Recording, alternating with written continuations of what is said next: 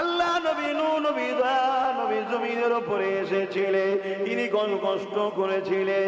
আল্লাহ নবী যখন দুনিয়া আগমন করলেন, ওই সময়ের শাসক যারা ছিল, রোম থেকে শুরু করে, পারস্য থেকে শুরু করে, সিরিয়া থেকে শুরু করে, এই যুবকেরা তরুণেরা, এমনকি মক্কা জমিনে যারা নেতা লিডার ছিল, আবু জেহেল উতবা সাইবা উমাইয়া থেকে শুরু করে, এরা সব স্বৈরাচারী জালিম ছিল।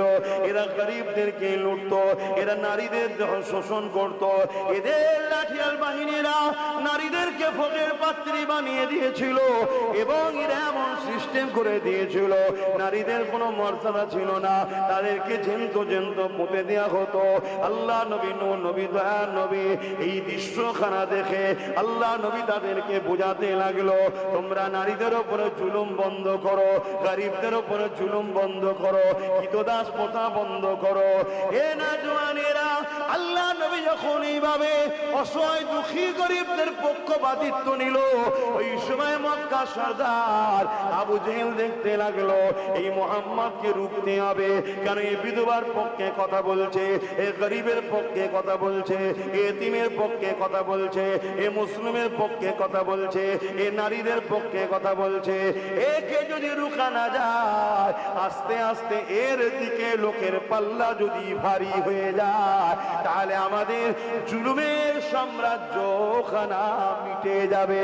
আজকে উম্মতে মুহাম্মাদি এই জমিনের উপরে আজকের কোন আবু জেহেল যদি নারীদেরকে শোষণ করে, এই জমিনের উপরে আজকের কোন আবু জেহেলের নেতৃত্বে যদি নারীদেরকে হত্যা করা হয়, গরিবকে কোনো জুলুম করা হয়, বিধবাদের অধিকার মেরে নেওয়া হয়, সমাজে অন্যায় অত্যাচার করে, মানুষের অধিকারকে কেড়ে নেয়, মানুষকে মিথ্যা মামলায় জড়িত করে দেয়, এই উম্মতে মুহাম্মাদি শুনে রেখে দাও, তুমি যদি রাসূলুল্লাহকে সত্যি ভালোবাসো, নবীর সুন্নাত হলো ওই জালিম অত্যাচারী শাসকদের বিরুদ্ধে তোমাকে কথা বলতে হবে, তার বিরুদ্ধে তোমাকে সংগ্রাম করতে হবে, তার বিরুদ্ধে তোমাকে লড়াই করতে হবে। আর এই লড়াইয়ে যদি জালিমদের আঘাতে তুই মারা যাও, সাহাবা হুজুররা বদরে লড়াই করে শহীদ হয়েছে জুলুমকে খতম করার জন্য। আমার আল্লাহ পাক কিয়ামতের দিনে তোমাদেরকেও শহীদের মর্যাদা দান করবে। আরো জোরে বলুন সুবহান। আল্লাহ নবী বললেন, লা ইউমিনু আহাদুকুম হাত্তা আকুনা হাব্বা ইলাইহি মিন ওয়ালিদিহি ওয়া ওয়ালাদিহি ওয়ান নাসি আজমাইন। ততক্ষণ পর্যন্ত তোমরা ঈমানদার হতে পারবে না যতক্ষণ পর্যন্ত তোমরা তোমাদের ধন দৌলত, জমি জায়গা, ঘর বাড়ি, টাকা পয়সা, সন্তান আদি এমনকি নিয়ে জানে থেকে আমি রাসূলুল্লাহকে বেশি না মহব্বত করবে, ততক্ষণ পর্যন্ত তোমাদের ঈমান হবে না, তোমরা ঈমানদার হতে পারবে না। যার মধ্যে ঈমান নাই, সে নামাজ পড়ে যদি কপালে দাগ করে দেয়, তারপরও জাহান্নামে যাবে। রোজা রেখে রেখে যদি পেটকে সমান করে ফেলে, তারপরও জাহান্নামে যাবে। হজ করে করে যদি ধন দৌলতকে শেষ করে ফেলে, তারপরও জাহান্নামে যাবে। কেননা জান্নাতে যেতে গেলে যে ঈমানটা হলো শর্ত, ওই ঈমানটা হলো নবীকে জানের থেকে বেশি ভালোবাসতে হবে। এই রাসূল পাক সাল্লাল্লাহু আলাইহি ওয়াসাল্লাম যে দিনকে রেখে গেছে, এই দিন আমাকে কি শিক্ষা দিয়েছে? যেমন ব্যক্তি জীবনের কল্যাণের জন্য নামাজ দিয়েছে, রোজা দিয়েছে, হজ দিয়েছে, দান খায়রাত দিয়েছে, টুপি দিয়েছে, দাড়ি দিয়েছে ইসলামের ইউনিফর্ম হিসাবে, ঠিক তেমন সমাজ জীবনের জন্য ইসলাম আমাকে দিয়েছে সমাজকে দুর্নীতির হাত থেকে মুক্ত করা, সমাজকে জুলুমের হাত থেকে মুক্ত করা, সমাজকে সন্ত্রাসের হাত থেকে মুক্ত করা, সমাজকে নেশার হাত থেকে মুক্ত করা। এক কথায় আমি আপনাদেরকে বলতে পারি, ইসলাম পিপাসিত মানুষের পিপাসা মিটাবার না, ইসলাম ক্ষুধার্ত মানুষকে খানা খাওয়াবার না, ইসলাম বস্ত্রহীনকে বস্ত্র দিবার না, ইসলাম অন্নহীনকে অন্ন দিবার না, ইসলাম এমন করে অসহায় এতিম দুঃখী মানুষকে সাহায্য করার না। এক কথায় আল্লাহর জমিনের উপরে না সত্য, শান্তি, সাম্য প্রতিষ্ঠিত করার নাম হলো ইসলাম।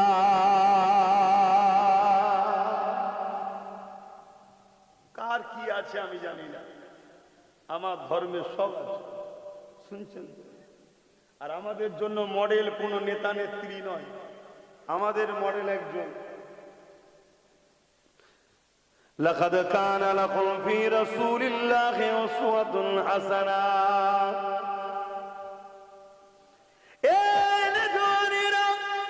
দুনিয়ার কে কাকে মানছে, পক্ষে বিপক্ষে আমার কিছু বলার নাই। কেউ যদি বুশকে মানে তার স্বাধীনতা, কেউ যদি চেঙ্গিস খানকে মানে তারও স্বাধীনতা, কেউ যদি আমার দেশের অনেক নেতা মন্ত্রী রয়েছে কেউ কাউকে মানে তার স্বাধীনতা। কিন্তু উম্মতে মুহাম্মাদি দাবিদার করবে, যাকে খুশি মানবে, এই স্বাধীনতা দেখালে হবে না। কেননা তুমি তাহলে মুনাফিকি করছো। মুনাফিককে চিনাবার দায়িত্ব উলামাদের আছে না না?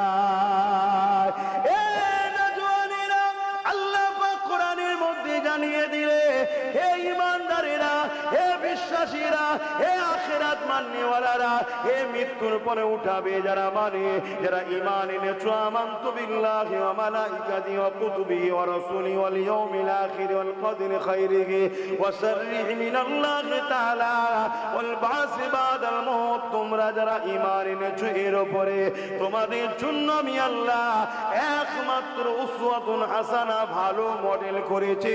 তিনি অন্য কেউ নয়। ইন্নাকা লাআলা খুলুকিন আযীম।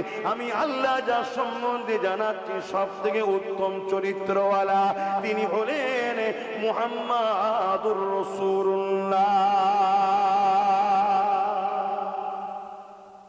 যদি বিশ্বাস করো মওতের পর কবরে দেওয়া হবে, ওখানে হিসাব নেওয়া, সওয়াল জবাব হবে। যদি বিশ্বাস করো ময়দানে মাশর আছে, যদি বিশ্বাস করো মিজানের দাড়ি পাল্লা হিসাব নিকাশ হবে, যদি বিশ্বাস করো জান্নাত জাহান্নাম আছে, দুনিয়া কি করছে তোমায় আমায় দেখলে চলবে না।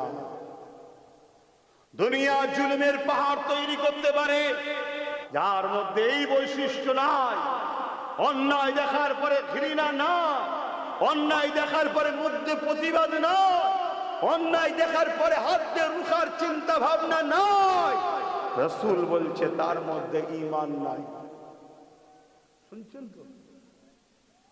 জানাজা তো হাজারো হচ্ছে রে বাবা, খাটিয়া তো কাঁধে করে লাখো মুসলমানের যাচ্ছে, লোক তো জড়ো হচ্ছে। কবরে ঢুকে কি হালে আছে কেউ দেখতে পাচ্ছে? যার মধ্যে এই প্রতিভা নয়, জুলুম দেখার পরে হয় অন্তর থেকে ঘৃণা প্রকাশ করা, ঘৃণা পোষণ করা, নহয় মধ্যে প্রতিবাদ, নহয় হাত দিয়ে রুখে দেওয়ার চিন্তা ভাবনা যার মধ্যে নাই, রাসূল বলছে তার মধ্যে ঈমান নাই। মুসলিম শরীফের হাদিস, বুখারীর পরে যে কিতাবের মর্যাদা, কেউ যদি হেও করে দেয় সঙ্গে সঙ্গে সে ইসলাম থেকে বেরিয়ে কাফের হয়ে যাবে। কারণ নবীর হাদিস এটা শুনছেন।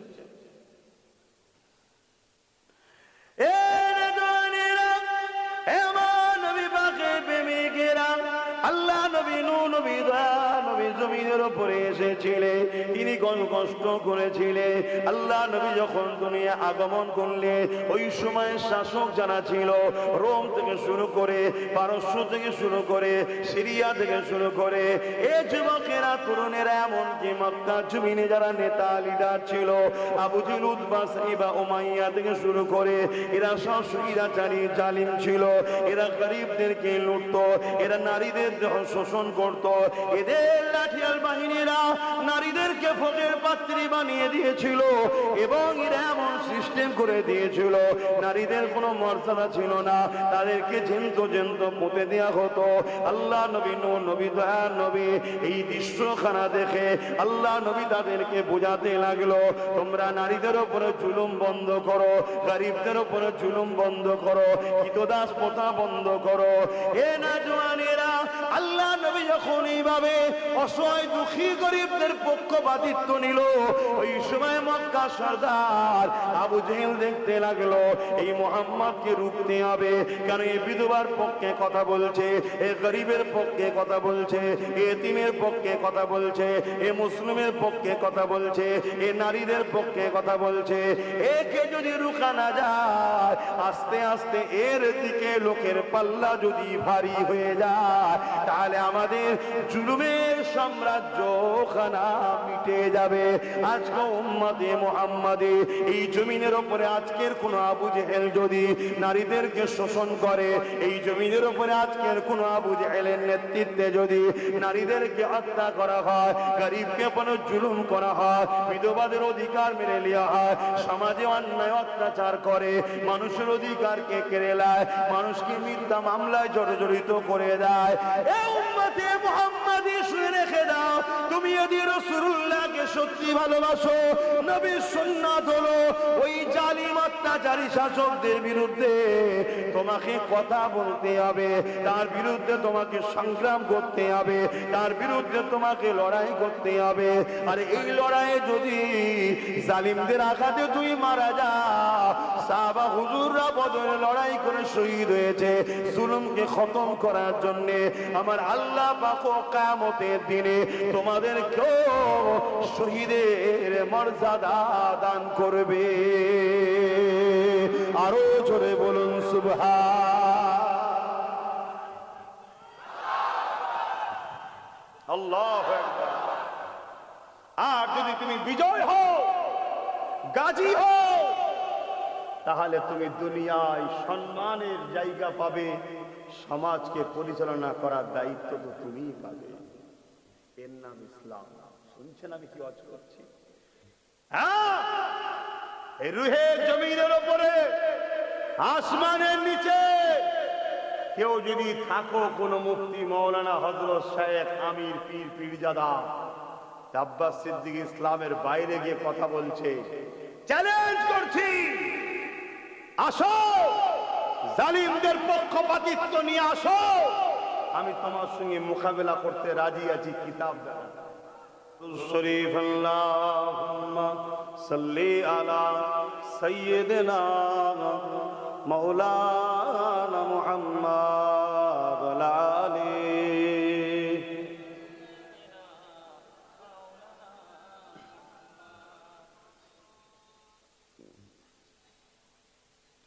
मेरी उल्फत मदीने से यूं ही नहीं, मेरे आका का रोज़ा मदीने में है,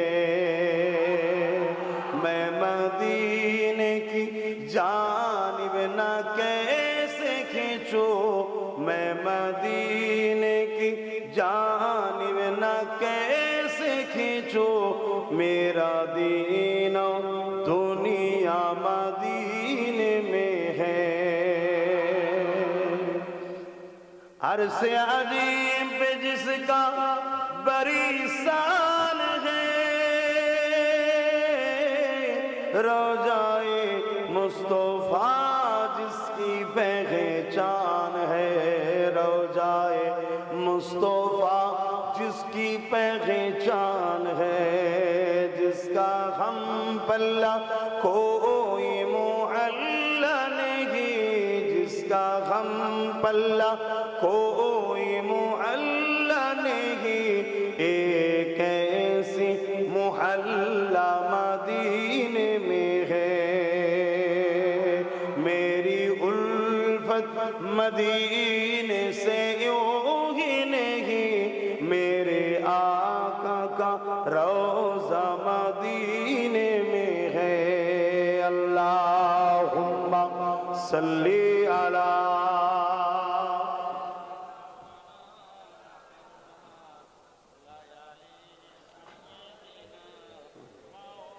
আমার আব্বা জানেরা, মন দিয়ে দুটো কথা শোনো।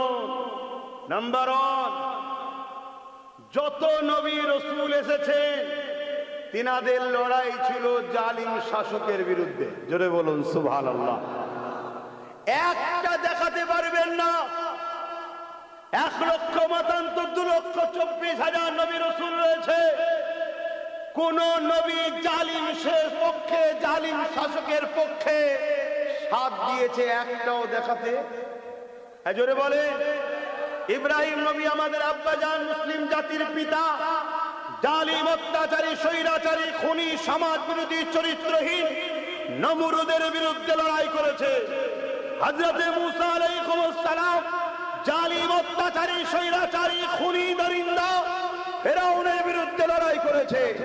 আর সর্বকালের সর্বশ্রেষ্ঠ দোনো জাহানের শেষ নবী রাসূল হযরতে নবী মুহাম্মদ সাল্লাল্লাহু আলাইহি ওয়াসাল্লাম, তিনি রোম সাম্রাজ্য, পারস্য সাম্রাজ্য, এমন করে কাইসার, কিসরা থেকে শুরু করে আবু জেহেল, উতবা, সাইবা, উমাইয়া, প্রত্যেকটা জুলুম হুকুমাতদের বিরুদ্ধে রাসূল পাক সাল্লাল্লাহু আলাইহি ওয়াসাল্লাম লড়াই করে এই জমিনে অসহায়, গরিব, দুঃখী মানুষগুলোকে বাঁচাবার জন্য রাসূল লড়াই করেছে। জোরে বলুন সুবহানাল্লাহ, আরো জোরে বলুন। আর আল্লাহ নবী যাদের জন্য লড়াই করেছে তারা কেউ কিন্তু মুসলমান ছিল না।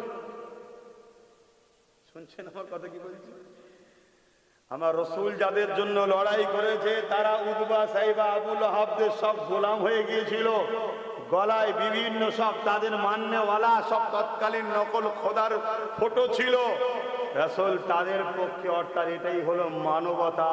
ও মুসলিম ওর হয়ে লড়বো, হিন্দু ও আদিবাসী ওর হয়ে লড়বো না, এটা মানবতা না। যে মজলুম তার পাশে দাঁড়াও, এটাই হুজুরের আদর্শ। জোরে বলুন সুবহানাল্লাহ। আর আমার রাসূলুল্লাহর আদর্শে দলে দলে দলে দলে মানুষ মুহাম্মদ নবীকে নেতা রাসূল বলে মেনে নিয়েছে। জোরে বলুন সুবহানাল্লাহ। চলে আসেন ইমামে আযম আবু হানিফা, জালিম শাসকের বিরুদ্ধে লড়েছে। ইমাম বুখারী জালিম শাসকের বিরুদ্ধে লড়েছে।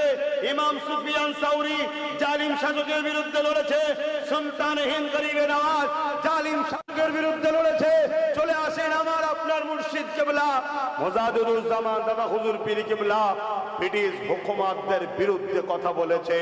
এ যুবক, আজকে কোন মুফতি, মাওলানা, পীর, পীরজাদা যদি জালিম শাসকের সঙ্গে হাত মিলায়, জানতে হবে ভোলা হয়ে গেছে।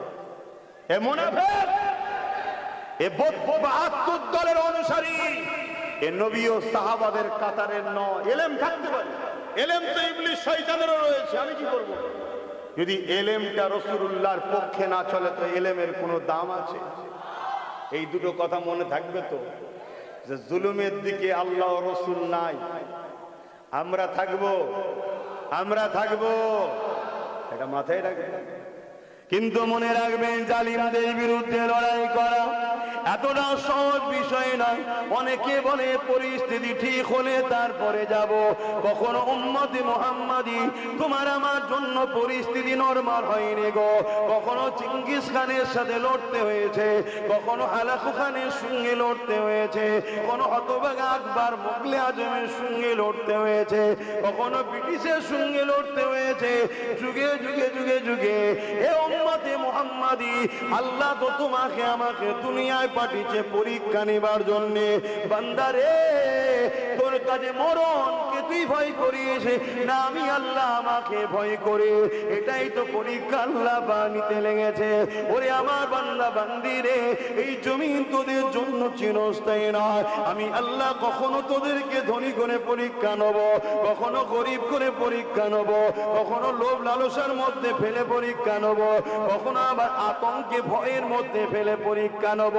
যেমন আজকে মুসলমান নানান দিক দিয়ে আতঙ্কের মধ্যে পড়ে গেছে। কি আমরা ভয়ের মধ্যে আছি না? না, টেনশন না, এসব পরীক্ষা, সব পরীক্ষা। বান্দা ফাইসাল্লাহ কি করিস দেখবো।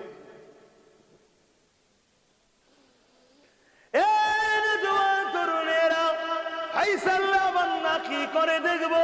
মনে রেখে দিও বান্দা, আমি আল্লাহর উপরে তোমরা যদি ভরসা করে, আমার উপরে তোমরা যদি মজবুত করে জমে থাকতে পারো, মনে রেখে দিও দুনিয়া হাজারো চেষ্টা করেছিল আমার গরিবে নওয়াজকে হিন্দুস্তান থেকে তাড়িয়ে দেবে, কিন্তু রুখতে পারেনি।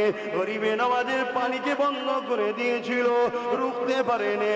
গরিবে নওয়াজকে পাথর ফেলে মেরে দিতে চেয়েছিল, মারতে পারেনি। গরিবে নওয়াজকে আগুনের বান দিয়ে জাদুকা জাদুকর জয়পাল মিটিয়ে দিতে চেয়েছিল, পারেনি। পরবর্তীতে দেখা যায় ওই জাদুকর জয়পাল এসে গরিবে নামাজের খাদেম হয়ে যায়।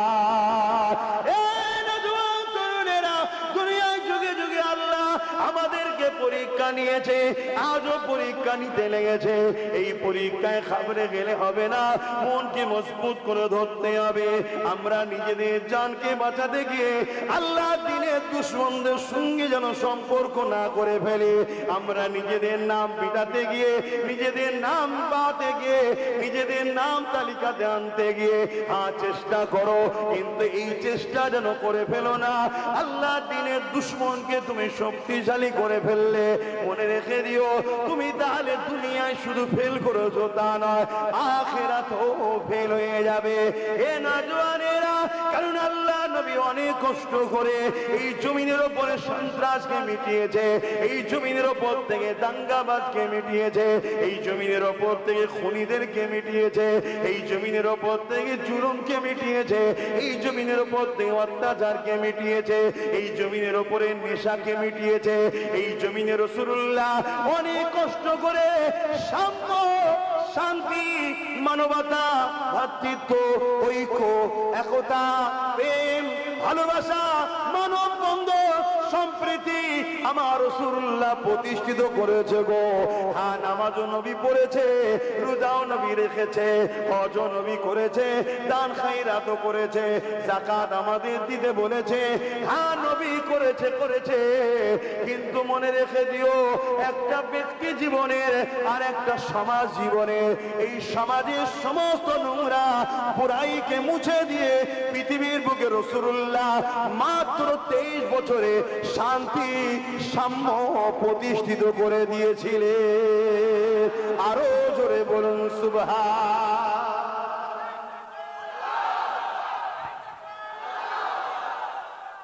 আমাদের কি সেটা বেঁচিয়ে রাখতে হবে না? বলে, আমরা তো সেই নবীর গোলাম, আমরা তো দিনের পাহারাদার, আমাদেরকে তো বাঁচাতে হবে। শুনছেন তো? বোঝো, যদি বুঝার হয় তো বোঝো, আর না বুঝার হয় তো তাহলে আর কি বুঝাতে পারি আমি। তবে কিছু যদি না বুঝতে চাও, না বোঝো, মনে রেখে দিও, ইসলামের ক্ষতি যদি করো দুনিয়া তো বরবাদ হবে, আখিরাত নাজাত কোনোভাবে পাবে না। এ নওজওয়ানেরা, সেদিন কারবালার মাঠে একদিকে ছিল 25,000 আর একদিকে ছিল মাত্র 72 জন। 72 জন ন্যায়ের পক্ষে, ইনসাফের পক্ষে, মানবতার পক্ষে, আর 25,000 হলো জুলুমের পক্ষে, সন্ত্রাসের পক্ষে, অত্যাচারের পক্ষে। মন দিয়ে শোনো, ওই 25,000-এর মধ্যে 13,000 ছিল আলেম, হাফেজ, মুফতি। কত? কার দিকে? জোরে বলুন। তাহলে হাফেজ যদি জালিমের দিকে যায় তাহলে হক বলবেন নাকি? মুফতি যদি জালিমের চোরের দিকে চলে যায়, জায়েজ নাকি চুরি করা? ইমাম হোসাইন পাকের বিরুদ্ধে দাঁড়িয়ে এজিরের পক্ষে যারা দাঁড়িয়েছিল তাদের মধ্যে 25,000-এর মধ্যে 13,000 ছিল হাফেজ, আলেম, মুফতি। এই শুনছেন? হাফেজ, আলেম, মুফতি দেখলে হবে না, কারণ উলামাদের মধ্যে দুটো কোয়ালিটি আছে, একটা খায়রুল উলামা, একটা শাররুল উলামা। ইলম দু জায়গায় আছে, একটা শয়তানের দিকে, একটা রহমানের দিকে। আমার হোসাইন পাকের বিরুদ্ধে যারা দাঁড়িয়েছিল 13,000 মুফতি, মাওলানা, আলেম, তারা কি মনে হয় জান্নাতে যাবে তো নাকি? আওয়াজ দিচ্ছেন না কেন? টেনশন লাগছে? টেনশন মনে রেখে দিও, জান্নাতের সর্দার ইমাম হোসাইন পাক। সর্দার এমনি এমনি হয়েছে নাকি? লোক দেখানোর জন্য আল্লাহ করেছে? পাওয়ার দিয়েছে না দেয়নি? হোসাইন যাকে চাইবে সে জান্নাতে থাকবে, যাকে চাইবে না তার বাপেরও ক্ষমতা নেই জান্নাতে ঢুকার। এটা আকীদা ঠিক করে নাও। এ পাওয়ার হোসাইনকে দিয়েছে কে? আল্লাহ দিয়েছে। তা আল্লাহ যখন পাওয়ার দিয়েছে, আমাদের আন্দোলন করবেন নাকি? ও আল্লাহ আমার বেটাকে দিলে নে, মাওলা আলীর বেটাকে দিলে কেন? আন্দোলন করলে আরো কঠিন মার হবে। শুনছেন তো? কেন এখানে খোদ মালিক, ভোটাভুটি সরকার নয় আল্লাহ। শুনছেন তো? জনগণ পালালে সরকারের কুরসিও চিৎপাত হয়ে যাবে এমন ব্যাপার নয়। তিনি খোদ মালিক। তিনি নিজে হোসাইন পাককে, হাসান পাককে জান্নাতি যুবকদের সরদার বানিয়েছে। অতএব হোসাইন যাকে চাইবে সে জান্নাতে যাবে। হোসাইন যার বিরুদ্ধে বলবে আল্লাহ তাকে জান্নাতে ইজাজত দেবে না। তো মুফতি হোক, মাওলানা হোক, পীর হোক, বক্তা হোক, হাফেজ হোক, নামাজি হোক, জাকরিন হোক, যারা সেদিন হোসাইন পাকের বিরুদ্ধে দাঁড়িয়ে আলে রসুলদেরকে শহীদ করেছে, 3 মাসের বাচ্চা আলী আসগারকে তীর মেরেছে, তারাও তো নামাজি ছিল। আজকের কোন মোল্লা, মুফতি, বক্তা মসজিদ মাদ্রাসা দুশ্মনদের দিকে যদি দাঁড়ায়, তার মানে মনে রাখতে হবে এরা আজকের এজিদদের দালাল। আমার সঙ্গে একমত করে হাত তুলে সাক্ষী দেন, লম্বা করে হাত তুলুন। আমার কথায় একমত আপনারা? এদের দ্বারা দিনের কখনো উপকার হয়নি, এদের দ্বারা দিনের ক্ষতি। শুনছেন? আমার রাসূলুল্লাহ কত কষ্ট করেছে এই দিনের জন্য। বাবেরা, নওজওয়ানেরা, আবার বলে যাচ্ছি, যুগে যুগে আমাদের উপরে নানান ভাবে জুলুম অত্যাচার হয়েছে, কিন্তু কোনদিন প্রকাশ্য দুশমনরা আমাদেরকে পরাজিত করতে পারেনি, আমাদের মোকাবেলায় কেউ দাঁড়াতে পারেনি। কিন্তু যুগে যুগে যুগে মুনাফিকদের চক্রান্তের শিকার হয়ে আমাদের ঘরের হাজারো লাখো বাপ মা ছেলেরা শহীদ হয়ে গেছে। এ যুবকেরা, তরুণেরা, বাপেরা, এই প্রকাশ্য দুশমনকে চিনা যায়, প্রকাশ্য দুশমনের বিরুদ্ধে লড়াই করে কামিয়াবি হওয়া যায়। কিন্তু বন্ধু সেজে কেউ যদি তোমার আমার কাছে এসে যেমন করে ধোঁকা দিয়ে প্রতারণা করে, এই মুনাফিককে চিনা যায় না, যার দ্বারা তোমার আমার যুগে যুগে ক্ষতি হয়েছে। এই বিষয়ে সংক্ষেপে একটা কথা বলে যায়, শুনে রেখে দাও। এই যে মসজিদে আকসা, এই মসজিদে আকসাকে বারবার দখল করা হয়েছে, এই মসজিদে আকসাকে বারবার আমরা আবার উদ্ধারও করেছি। হ্যাঁ, শুনে রেখে দাও, মসজিদ আয়া সুফিয়া বলে একটা মসজিদ আছে তুরস্কে, ওই মসজিদকে বারবার জালিমরা দখল করেছে। আবার আমরা বারবার লড়াই করে ওই মসজিদকে আবার বিজয় ফিরিয়ে নিয়েছি। তাই আমরা যদি ঐক্যবদ্ধ হতে পারি, আজ আমাদের যতগুলো নিয়ে নিয়েছে ইনশাআল্লাহ আবার পুনরায় ফিরিয়ে নেওয়া যাওয়া সম্ভব। কিন্তু কোন দালাল মৌলী সাহেব আর মুনাফিকের পাশে দাঁড়িয়ে কি সম্ভব? এখানে একটা খুব ভালো দারুণ শিক্ষা আপনাদেরকে দিচ্ছে, এটা ইতিহাস। ইতিহাস জানা দরকার আছে তো নাকি? কেন কোরআনে 3 ভাগের 2 ভাগ হলো ইতিহাস, নবীদের ইতিহাস। আল্লাহ নবী আমার নবীকে শোনাচ্ছে। কেন?